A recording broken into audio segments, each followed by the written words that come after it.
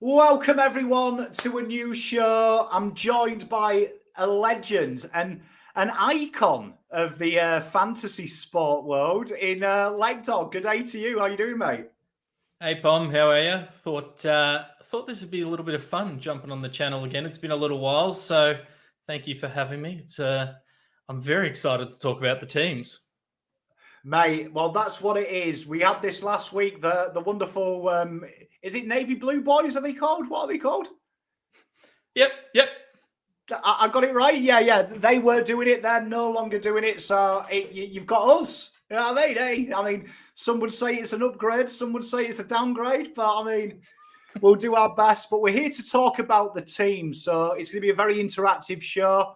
I'm sure there's going to be a lot of comments about, oh my God, Plowman's back in. So get them out of the way. But the teams have officially been named, haven't they, Lek Dog? The teams have dropped. Very interesting for us. Do we want to just go through the changes and then talk about it and spread nonsense and talk about how we're going to be 3-0, 4-0, 5-0? I mean, obviously, the biggest shock I think for most people will be that Jack Martin was not brought back in, which I'd imagine most people will be upset about. But other than that, the biggest change, obviously, Lewis Young coming in for Oscar McDonald. I think that's a bit of a straightforward one, isn't it? Really, like for like, isn't it? You can't really argue that one. No, it's a pretty straightforward swap. Two tall blokes change over. Lewis Young should, he played as an interceptor against us when he debuted, but primarily I think we're going to use him as a lockdown. So he comes into this side and makes our back line pretty tall. The other guy that sticks around in that back line that isn't listed as an inclusion but kind of is Lockie Plowman, Pom, who was the sub last week, came on. He was certainly on the field for a quarter or so, and now he's got the full game to show us what he can do playing as, I guess, is he going to play as a third tall, or is he going to, what are they going to do you reckon? Well, I think this one's an interesting one because not a lot of people know this, but Lockie Plowman was actually fourth in our intercepts last year, averaging just over 4 a game in intercept marks. So at the moment, Mitch McGovern averages 6. However, the way that our midfield operates, you would suggest that there's a bit more opportunity. So we know Plowman can do it. I'm inclined to think, though, that with the height of their forward line, they may look at rolling Wheater in as the guy that rolls around because he was second in our intercepts, as we know, and that is his natural game. So I think it may be a case of that, and Plowman plays in a pure lockdown role, which is more traditional. Don't know what your thoughts and what the chat's thoughts are on that. Look, I mean, I'll back Plowman in to play. I've always been a Plowman man, so I'll back him in the new system to perform where he has to. I prefer him probably on a smaller guy, but it's going to be interesting to see what they do with him, whether he goes to Gunston or something like that. As you said, Wiedering can play off a bit, but the guys that Hawthorn are targeting, and we should mention their ins and outs, they've dropped Tom Phillips, Ben McAvoy's out with a fractured neck, and then Will Day, who's a really talented young player, has come in and been named on the wing there. But without McAvoy, their tall targets are really just Lewis and Gunston, and they're so far this year they've really been contested mark players rather than mark on the lead guys with us. So if we can lock them down, it should give us an opportunity on the flip side to really stretch their defenders with Harry and Curnow and Paddy Cripps when he goes forward as well, because they dominate marks on the lead at this stage of the year. I think for me, what I'm looking at with the Hawthorn team, I think McAvoy is a huge out, and I can see in the comments people are getting up and about that, and I'd be getting up and about it because I think McAvoy holds that glue together. Particularly last week, they dominated hitouts but got battered in the centre. When I look at Hawthorn, I'm not worried about this game. I'm probably the most relaxed person at Icon. Got me feet up, got me cup of tea. I'm fine because I think that when you look at how Hawthorn have played, they're really looking to let you have the ball and counter press, which plays into Carlton's happiness because we have dominated disposals this year in the league. So we're very high up in that stat. We like to control it. We don't play long, which Port did, and so did North. I think we've got a real strong ethos to kill this side in the terms of Mackay coming deep, Curnow coming deep. I think it makes Hawthorn have to stretch.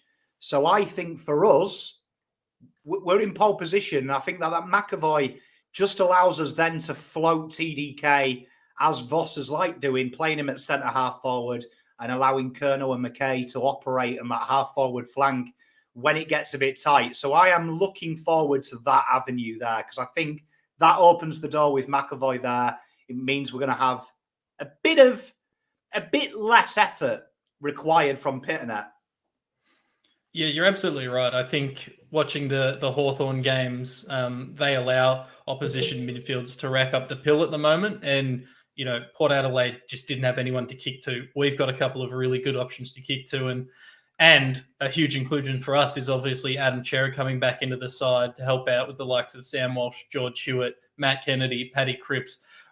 They should all be getting close to 30 disposals on the weekend. And the benefit of that is that we've got people to kick it to, Pom. And it all starts from Mark Pitternet this weekend. We're going to get a lot of score launches from him. And coming up against essentially just Ned Reeves, and maybe Connor Nash goes in for a couple of pinch hitouts, we should see some domination both in the hitouts and around the ball. And hopefully we can string that all together and really score as we go inside.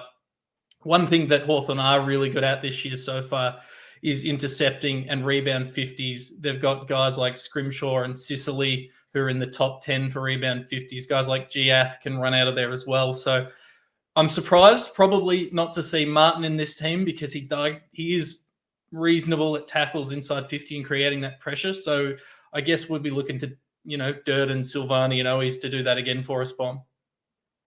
Yeah, I mean, I'd say that's a huge thing for Carlton, that our forward 50 is a huge one. Like, I can see Scott Lewington here, never underestimate Hawthorn ever. I don't think it's a state of underestimating them. I think you've got to understand what they do well. And in my opinion, from an analytical point of view, North Melbourne and Port are the best sides in the world to play when you play Sam Mitchell's way, because Sam Mitchell was a genius. He set that team up. Like you say, CJ down the back. He's got Hardwick as well, who rolls there. He's got a lot of talented players down in the back line, so he sets it up to channel you to kick long. Now, they had no key target last week, do you know what I mean, in Charlie Dixon, which you saw is Port's method in their corridor, and that killed Carlton. If you remember last year when we played Port, they killed us with that kick. That kick to high half forward, bang, straight out of the centre, see you later, game over. They didn't have that, and you saw it really affected Port, which then they fed on. Mackay and Curnow are probably the two hardest players for them to play on, in my opinion, for the Hawthorn, because they naturally draw players. So, I mean, for me, I'm with you. I think that our setup is good in this one.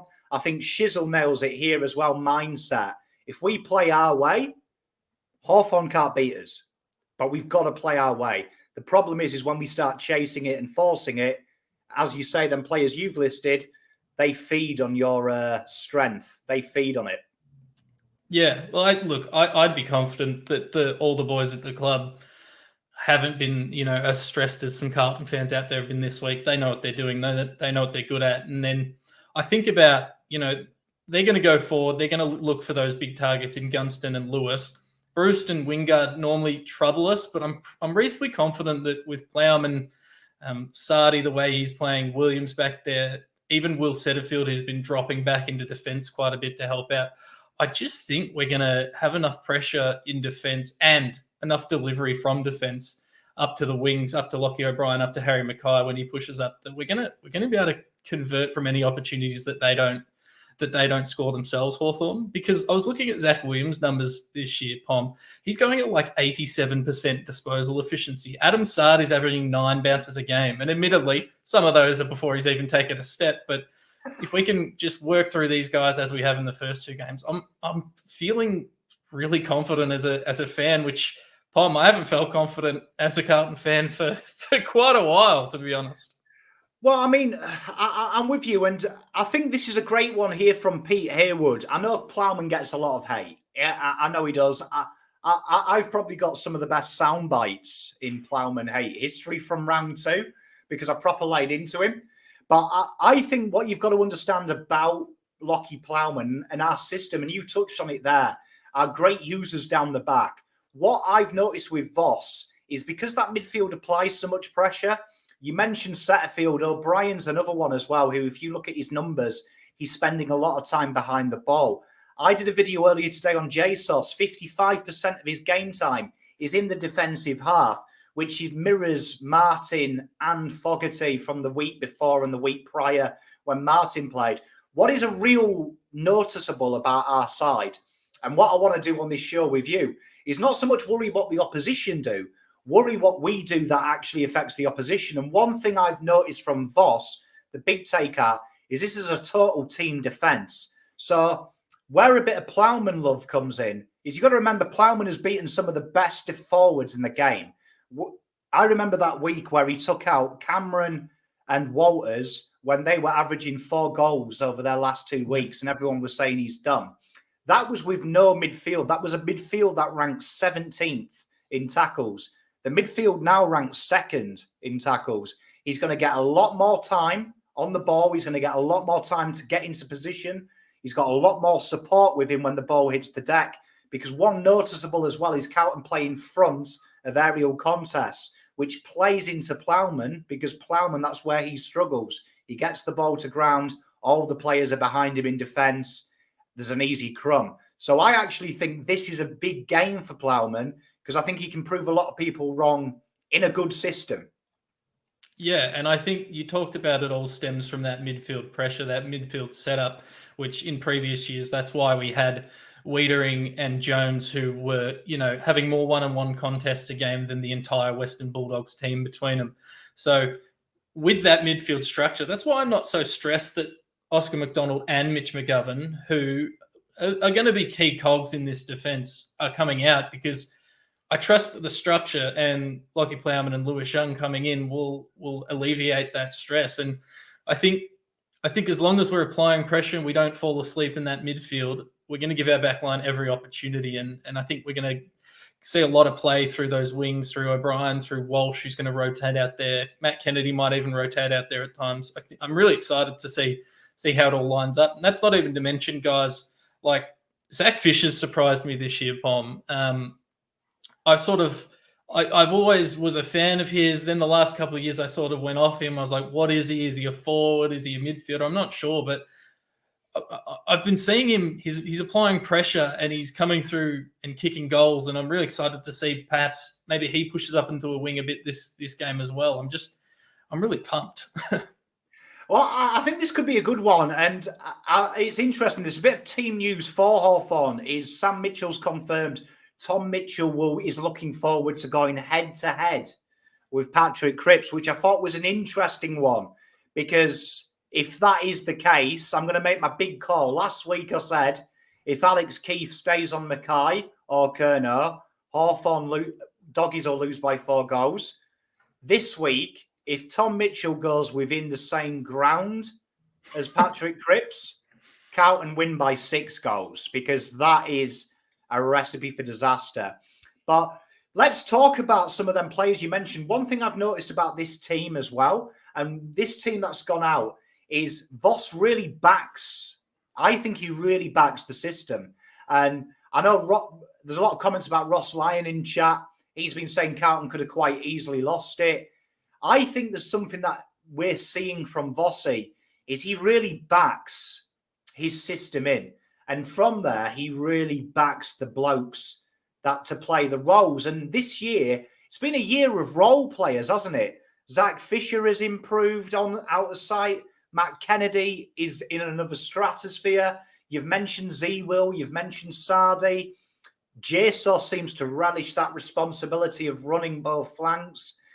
Really, that is the biggest improvement in the side, isn't it? That these bit part players usually are now becoming key cogs in the Vossi system. I think a lot of that might stem from, previously for the past few years we've talked about, let's take Zach Fisher for instance, and we've said this guy needs to be a guy that gets 25 touches and kicks 3 goals a game to live out to the expectations we'd set for him. But it feels like Voss and the new coaching staff have come in and just been really, really clear with each player what they expect from them and what their role is. And I think everyone is living up to that and everyone's benefiting from it. George Hewitt is another guy that, statistically prior to coming to our club, he was Ed Kerno 2.0, but he's exceeded that. And it's because his job is get the ball, handball it backwards, find Cripper, find Walsh, find Chera. That clear instruction, and it's simple, is why we've won the first 2 games, and it's why we should win this one. I just want to touch on the clearance stats for a moment. Tom Mitchell is the leading clearance winner for Hawthorn, but he's not even in our top 4, like by average. He's tied with George Hewitt, who's our 4th best clearance player this year. Cripps, Kennedy, and Chera have all been better. So if Tom Mitchell's going to run head-to-head with Paddy Cripps, we're going to see Kennedy, Chera, Hewitt, and maybe Walsh. They're going to dominate the clearances, Pom. I don't see how they can stop them, let alone stop Cripps. Well, I mean, I think it's interesting that you say that, because also we saw last week as well, Port got absolutely peppered Hawthorn in the clearances. Like that is one of the most irregular games ever. If you close the scores and you look at the stats, there's certain stats that'll tell you who won. When a clearance is that dominant, you'd be shocked to see the margin, let alone who won. The margin would change your life. And it just shows you how dangerous Hawthorn are if you give the ball up. And you mentioned something there that really excites me. Carlton still play a territory game, but it's not the team territory for the sake of territory. It's looking for territory backwards to go forwards. And like you say, that Hewitt role and Cripper playing that almost sweeper role from the 90s football has really changed how Carlton play, because they're no longer doing what Port did, which is that was Carlton last year, win clearance or get it forward.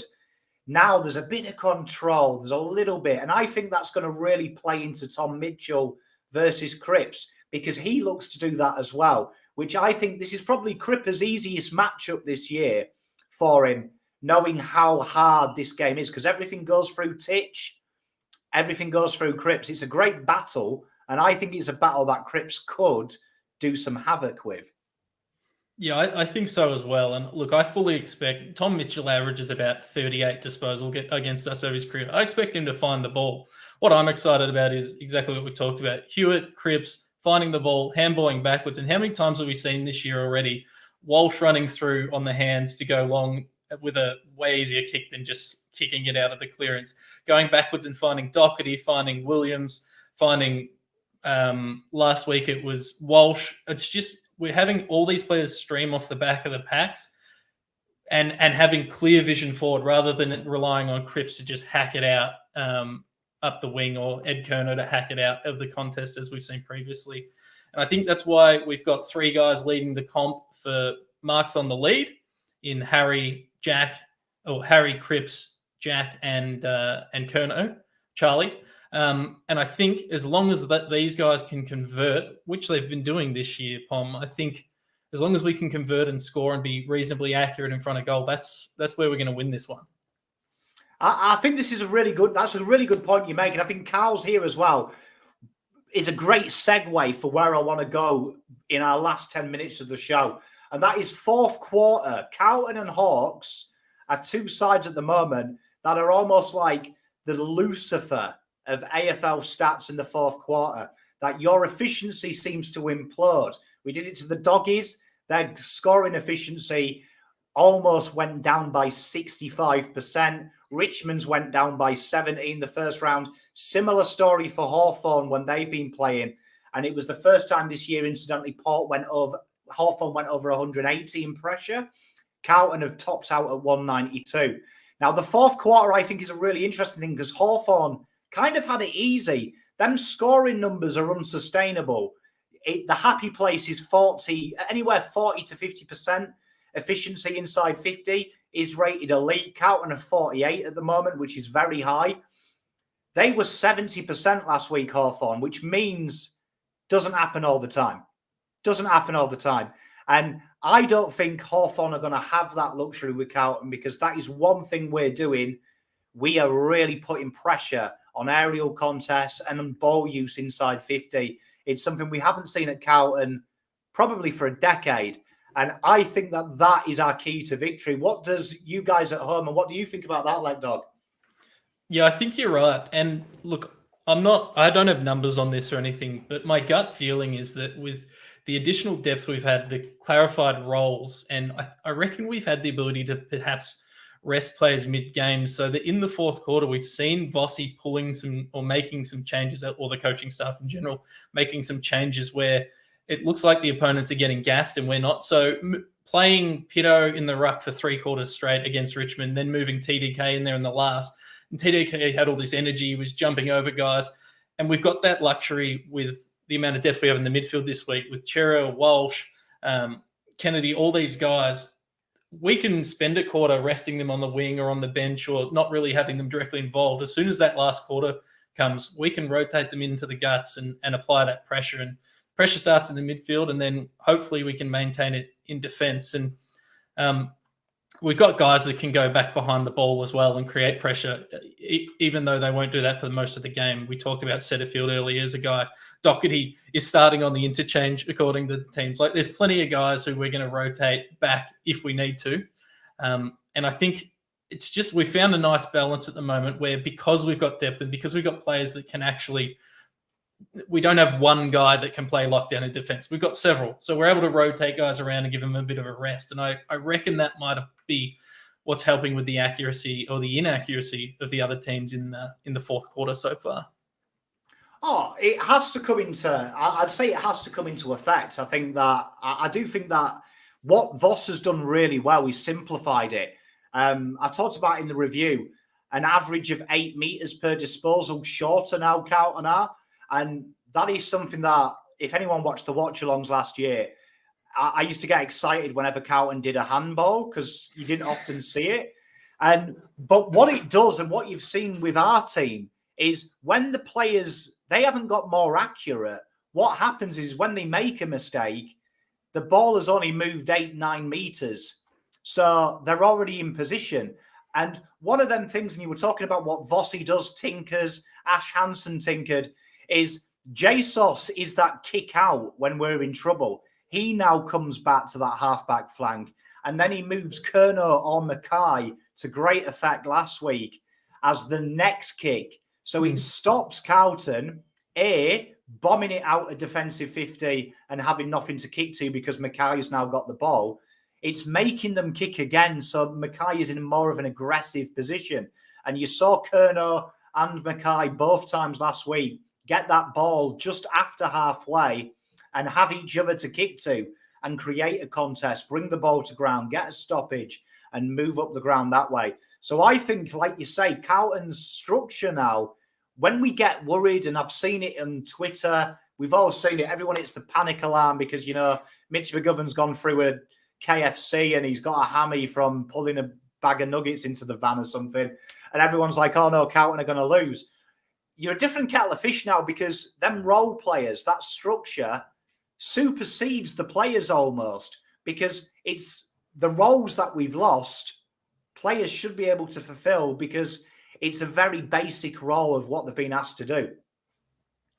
Yeah, 100%. I think simplicity, keep it simple, stupid. It's an age-old adage, but it works. And I've seen in the comments here, a few people are asking who we think are going to be the medical sub-POM. So on the emergency list, we've got Parks, Boyd, Fogarty, and Jack Martin. Do any of them jump out at you? Do you think they're going to use Martin as a sub, or are they going to give him a full run in the VFL? Because of my Europeanness, I'm a firm believer of your sub. You should cheat. Because if you remember last week, one of the players went off and was medical subbed because he felt unwell. So it's a grey area. So I think your sub should be an impact sub. If I was a coach, I would be playing Martin, but I would usually have someone like Motlop, who I can bring on for the last 20 minutes and be like, look, Plowman, say you've got COVID symptoms and throw him out. So I hope it's Martin, because I think it's quite easy to fabricate an injury. I'm not validating cheating, but I am. Yeah, well, you know me, I agree 100%. I think we're far too friendly in the AFL. And we've talked about Jack Martin off air. He's a cherry on top player for us. His best footy is going to come when we're up and about. And imagine you bring him on at 3/4 time and he does what he did to Richmond, was it last year or 2 years ago, where he kicks 3 goals in a quarter. I mean, you're going to absolutely love it. And I think it's a little stiff on Fogarty, but him and Jack Martin, if I'm choosing between them, I think I'm going to take Martin just for the ceiling. And then I think Parks and Boyd are still a little while away. But Boyd, they have been talking up a lot in the media this week, the club. They've been doing a lot of articles about him. So maybe we see him named. But yeah, I'm with you. Jack Martin. Yeah, and I mean, obviously, I think we'll finish with this one here from Lunar, because this has been a big repetitive question in there. I have seen it. Obviously, the height. There's been a lot of height talk. So I did see there was a media personality who said Carlton's backline looked a bit small, which I did find interesting, because if you add Plowman and Young and deduct the height of McDonald and Mr.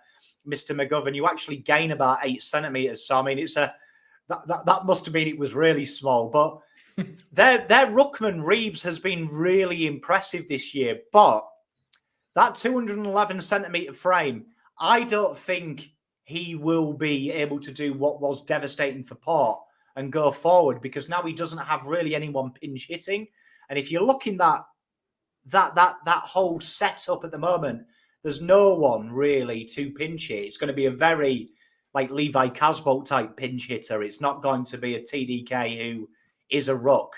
So I think it's going to be an interesting one. But I like TDK for this matchup. What do you think? I do like TDK for it, because Reeves, although he's tall, he's a bit lightweight, dare I say?